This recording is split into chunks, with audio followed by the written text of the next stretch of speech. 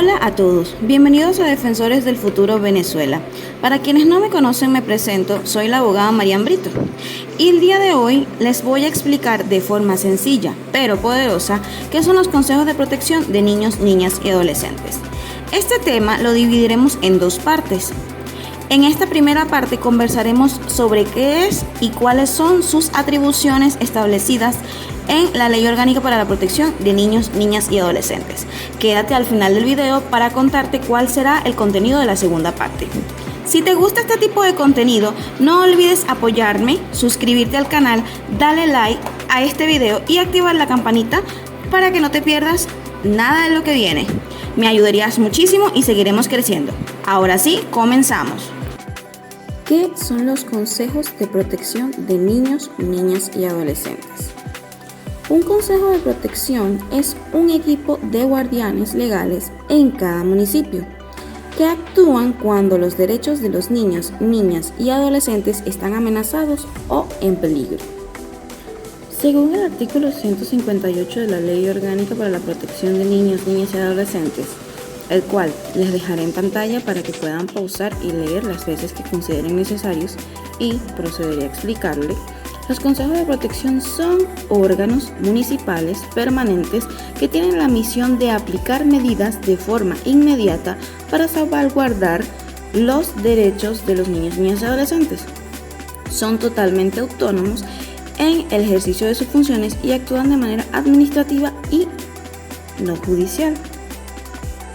¿Qué atribuciones tiene el Consejo de Protección de Niñas, Niñas y Adolescentes?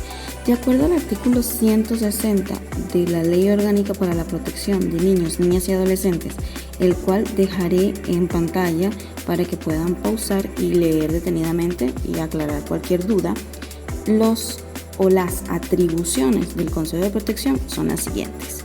Primero, instar a la conciliación entre las partes involucradas, siempre y cuando sean de situaciones disponibles, es decir, que no se esté vulnerando ningún tipo de derecho de los niños, niñas y adolescentes y obviamente de su competencia.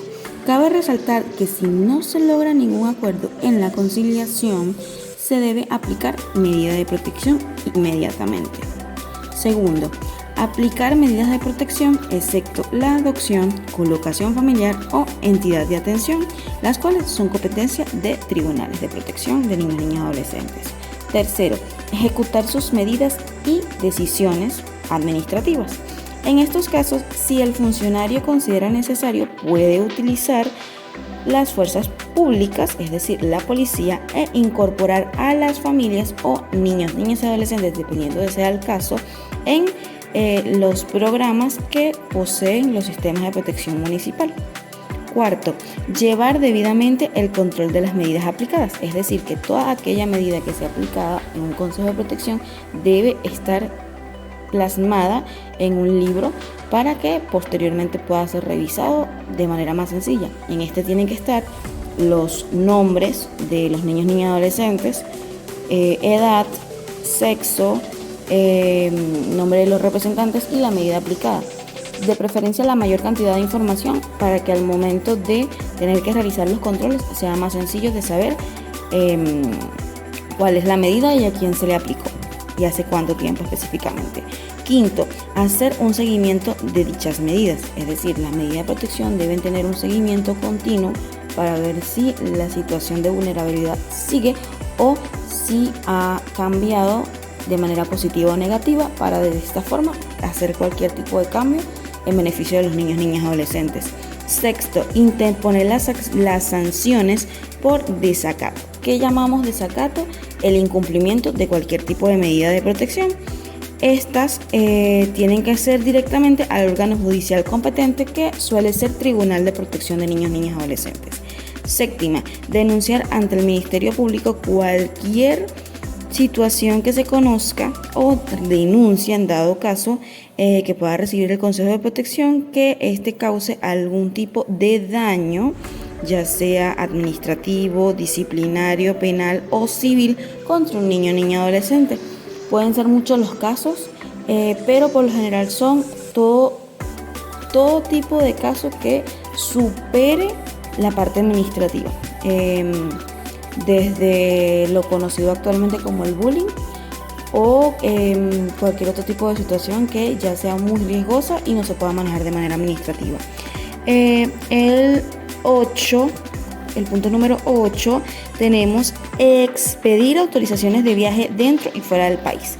Actualmente, en cuanto a las expediciones fuera del país, han existido muchos casos, muchos cambios a raíz de pandemia, y es un continuo cambio, pero el Consejo de Protección tiene esta atribución.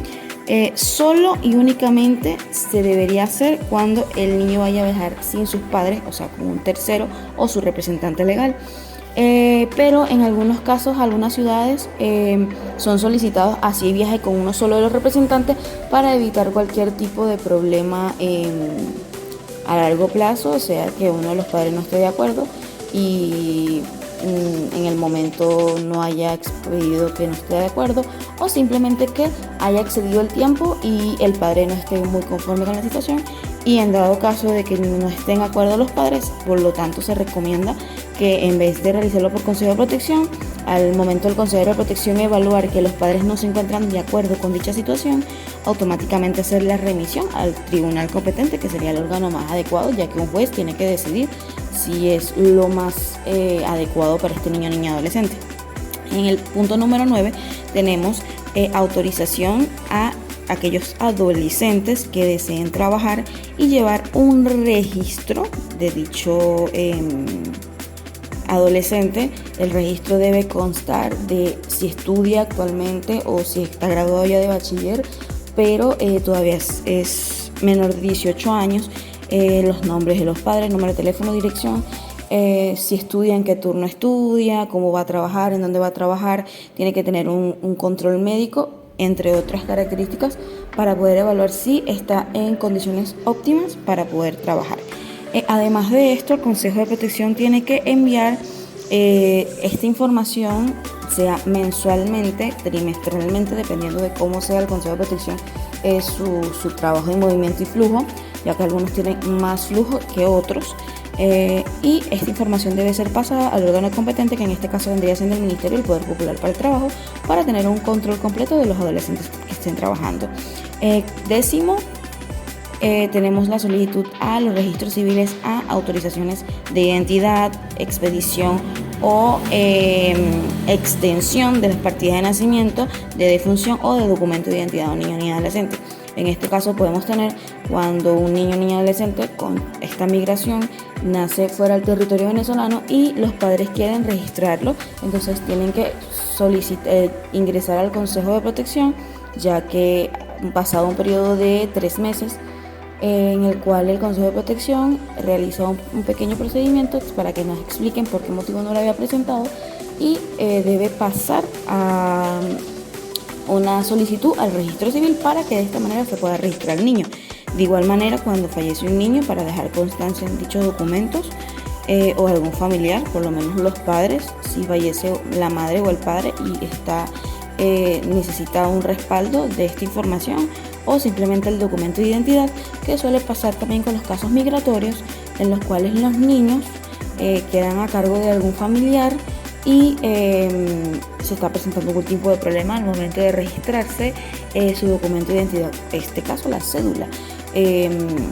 Suele pasar mucho, también se realiza en medio de las convivencias, y bueno, los niños necesitan sus documentos de identificación, entonces en base a Consejo de Protección y tribunales realizan un acuerdo o una notificación para que se limite este documento. Punto número 11, la solicitud de la declaración de privación de la patria potestad. ¿Esto qué quiere decir?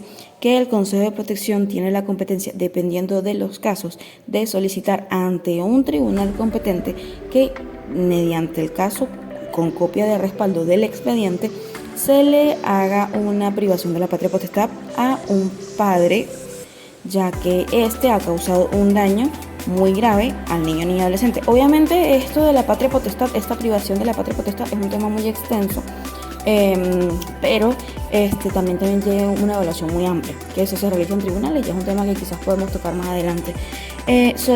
También, como último punto, tenemos solicitar que se fije la obligación de manutención, régimen de convivencia familiar Esto es una remisión que, dependiendo de los casos, puede llegar un anuncio al Consejo de Protección en el cual el funcionario competente considere que se tenga que hacer una remisión a la Defensoría Municipal del Niño y Niña Inocente, que debe ser una oficina con otros funcionarios que debe ser competente directamente para esta área, ya que el consejero de protección puede guiar y orientar, pero no puede realizar de preferencia, ya que si existe esta oficina, no debería realizar esto, sino que tiene que remitir que se haga esta fijación. Si ya existe un acuerdo de régimen de manutención y convivencia, orientar a la persona para que los pasos a seguir para que pueda hacer un cambio, modificación de estos regímenes de convivencia y manutención.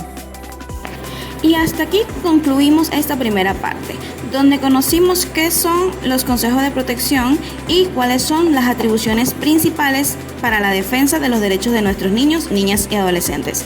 En la próxima parte profundizaremos en cuáles son los integrantes de los consejos de protección, las condiciones laborales que estos deben tener, cuáles son sus funcionamientos, o sea, cómo funcionan los consejos de protección, quiénes no pueden ser electos para consejeros y cómo pueden dejar de ser o cumplir estas funciones. Así que si este tema te parece importante, no olvides suscribirte, dejar tu like y activar la campanita para que YouTube te avise cuando subamos la segunda parte. Nos vemos en el próximo video. Chao, chao.